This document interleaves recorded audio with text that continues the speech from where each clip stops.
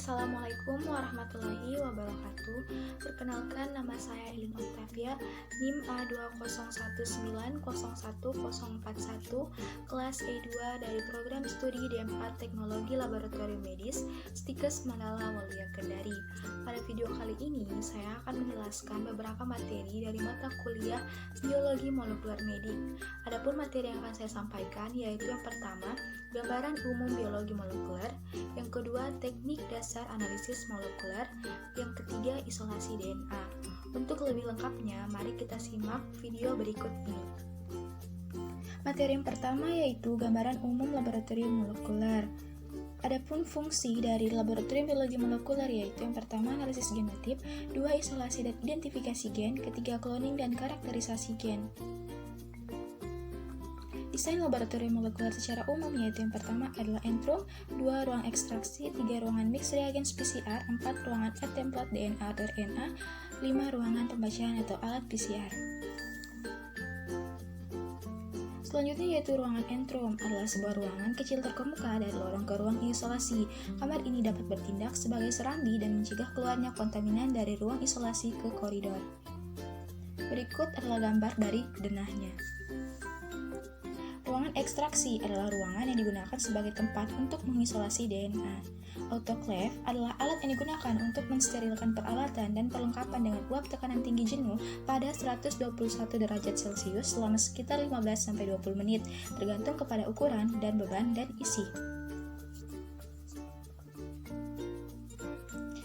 Selanjutnya, clinipet atau mikropipet adalah alat yang digunakan untuk mengambil dan memindahkan sejumlah larutan dalam volume tertentu yang jumlahnya kecil, antara 5 mikrolit sampai 1000 mikrolit, dari suatu wadah ke wadah yang lain dengan ketepatan dan ketelitian yang tinggi. Selanjutnya, centrifuge refrigerator adalah centrifuge dengan tambahan fitur pendingin untuk meminimalkan perubahan suhu pada sampel yang sedang diproses. Berikut adalah barrier tip, adalah pelengkap sebuah pipet yang ditempatkan di ujung mikropipet untuk menampung cairan yang dipindahkan. Selanjutnya, kit ekstraksi DNA adalah bahan yang dibutuhkan dalam proses ekstraksi DNA. Adapun kegunaannya yaitu lebih mudah, cepat, dan DNA yang dihasilkan lebih tebal. Berikut head and color block. Selanjutnya yaitu ruangan mix reagents PCR. Laminar airflow adalah meja kerja steril untuk penanaman atau inokulasi.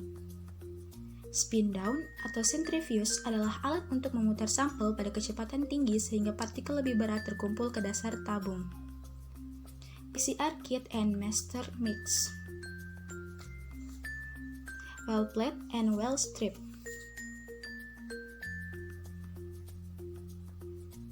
Real time PCR. Berikut adalah konvensional PCR.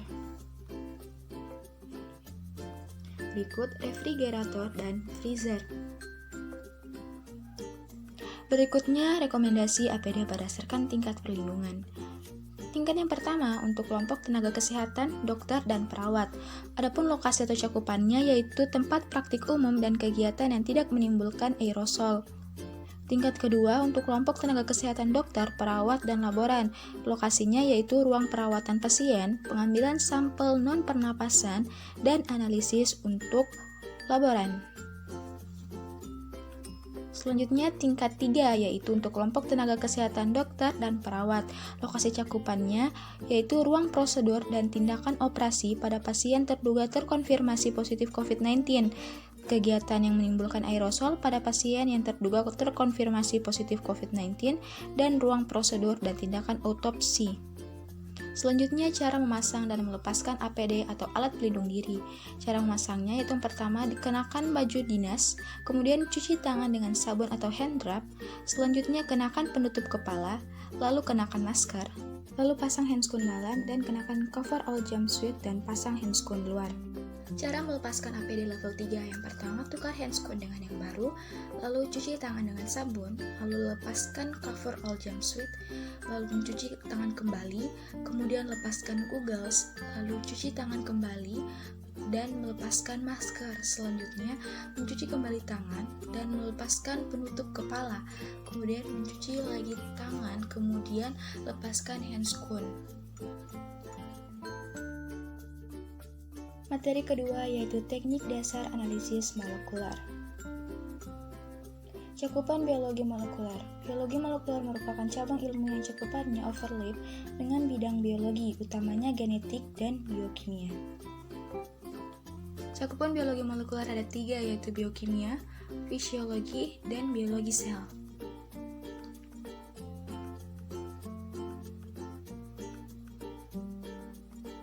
Metode dasar yang digunakan dalam biologi molekuler yang pertama yaitu PCR atau Polymerase Chain Reaction. Yang kedua yaitu RFLP atau Restriction Fragment Length Polymorphism, yaitu proses pemotongan DNA menjadi fragmen-fragmen dengan panjang yang berbeda. Berikut tahapan pengujian RFLP. Metode yang ketiga yaitu gel elektroforesis, yaitu proses pemisahan molekul berdasarkan ukuran dan muatannya di atas medan listrik, umumnya menggunakan gel agar-agar DNA atau SDS-PAGE atau protein.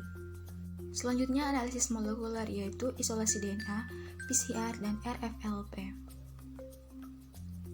Metode yang keempat yaitu ELISA, yaitu uji serologi untuk mendeteksi antigen atau antibodi pada berbagai jenis penyakit infeksius, non-infeksius, kanker, autoimun, hormon, dan alergen makanan.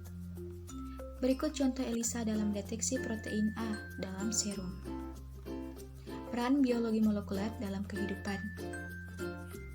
Yang pertama yaitu penemuan obat, contohnya vaksin hepatitis B. Kedua, diagnosa dan pengobatan penyakit genetik. Ketiga, forensik dengan penggunaan DNA fingerprinting. Materi yang ketiga yaitu isolasi DNA. Pokok bahasan dalam materi ini yaitu DNA, letak DNA, faktor-faktor DNA rusak, dan isolasi DNA. DNA atau deoksiribonukleik acid adalah polimer asam nukleat yang tersusun secara sistematis dan merupakan pembawa informasi genetik yang diturunkan kepada jasad keturunannya.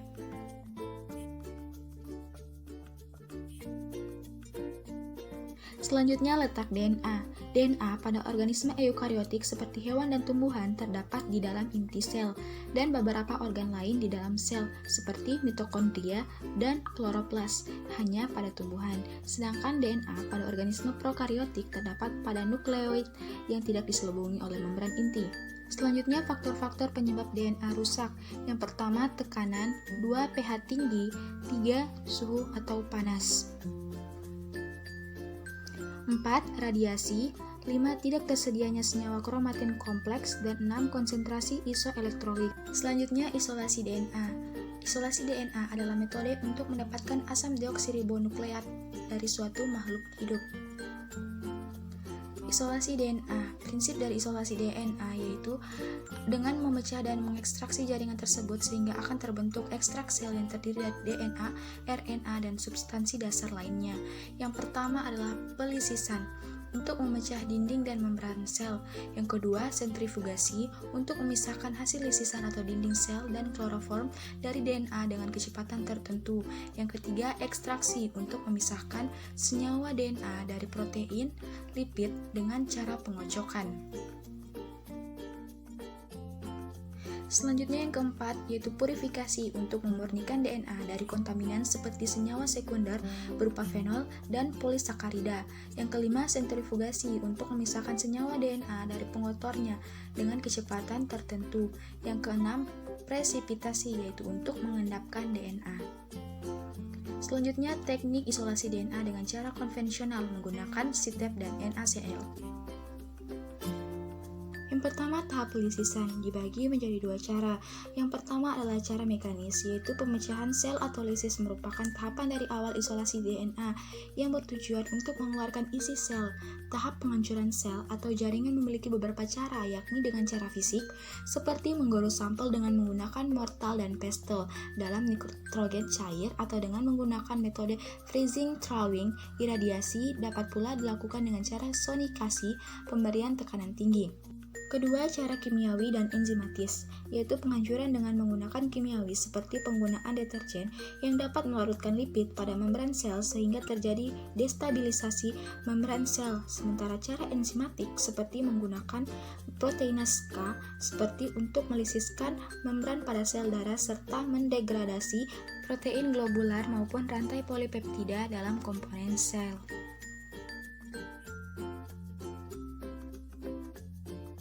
Bahan yang digunakan yang pertama adalah deterjen yang berperan dalam melisiskan membran sel. Yang kedua, sodium dodecyl sulfat atau SDS. Yang ketiga, setil trimetil amonium bromid atau SITEP. Penambahan deterjen dalam isolasi DNA dapat dilakukan karena deterjen dapat menyebabkan rusaknya membran sel melalui ikatan yang dibentuk melalui sisi hidrofobik deterjen dengan protein dan pada lemak pada membran membentuk senyawa lipid protein deterjen kompleks. Senyawa tersebut dapat terbentuk karena protein dan lipid memiliki ujung hidrofilik dan hidrofobik. Demikian juga dengan deterjen sehingga dapat membentuk suatu ikatan kimia.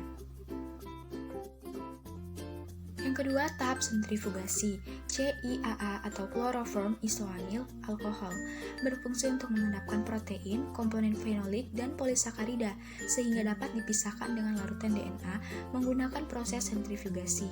Setelah itu, tub disentrifuge selama 15 menit pada kecepatan 12.000 rpm untuk mengendapkan molekul kasar yang bercampur dengan DNA, dinding sel, protein, karbohidrat, serta kloroform. Setelah 15 menit, tub dikeluarkan dari sentrifuge. Akan terlihat 3 lapisan dari hasil sentrifuge. Karena DNA bersifat ringan, maka DNA berada di lapisan paling atas yaitu supernatan. Lapisan kedua berbentuk padatan, berisi material padat hasil lisis sel yaitu debris. Misalnya serpihan dinding sel yang rusak. Sedangkan lapisan paling bawah adalah klorofil yang larut dengan kloroform, biasanya yaitu berwarna hijau.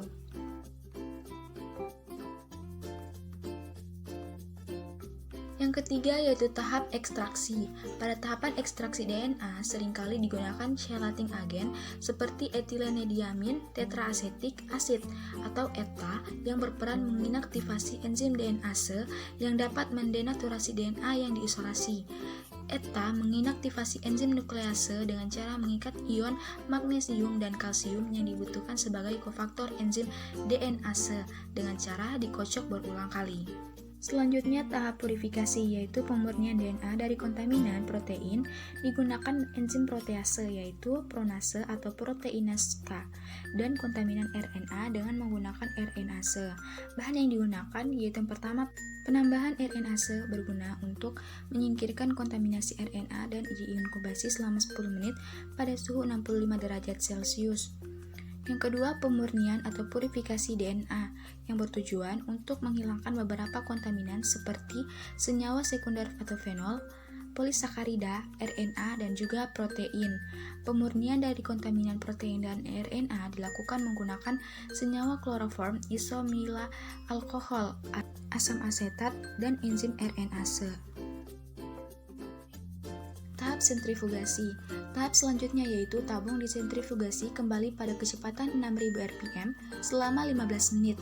Hasil yang didapat yaitu berupa supernatan yang bening dan pelet atau endapan DNA murni yang berwarna putih terdapat pada dasar tabung dan penambahan senyawa etanol.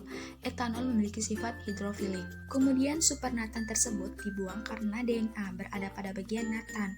DNA murni yang dihasilkan adalah DNA yang terbebas dari campuran material dan komponen intraseluler yang mengandung larutan kompleks berupa RNA, protein, lemak, dan karbohidrat. Selanjutnya yaitu tahap prepitasi. Prepitasi atau pemekatan DNA dilakukan menggunakan isopropanol dingin yang bertujuan agar DNA tersebut mengendap atau mengumpul sekaligus memisahkannya dari garam-garam mineral sisa SITEP. Pelet hasil presipitasi oleh isopropanol ini dibersihkan menggunakan alkohol 70%. Pemurnian ini merupakan tahapan paling penting dalam isolasi DNA karena bila ada kontaminan selain DNA maka hasil isolasi DNA yang dilakukan dianggap gagal. Kontaminasi ini dapat menurunkan kualitas DNA hasil isolasi dan mengakibatkan data yang didapat tidak valid. Selanjutnya, teknik isolasi DNA dengan kit DNA extraction. Ekstraksi DNA menggunakan kit lebih efisien dan cepat dibandingkan menggunakan metode konvensional berdasarkan waktu pengerjaan. Berikut gambaran tahapan isolasi DNA menggunakan kit. Berikut langkah-langkah proses isolasi DNA sesuai dengan protokol kit DNA extraction. Berikut tahapan isolasi DNA dari kultur sel, jaringan maupun darah. Baik, itulah tadi video penjelasan dari saya. Apabila ada kesalahan dalam video, mohon dimaafkan. Dan semoga dengan adanya video ini dapat bermanfaat bagi kita semua. Sekian dan terima kasih. Wassalamualaikum warahmatullahi wabarakatuh.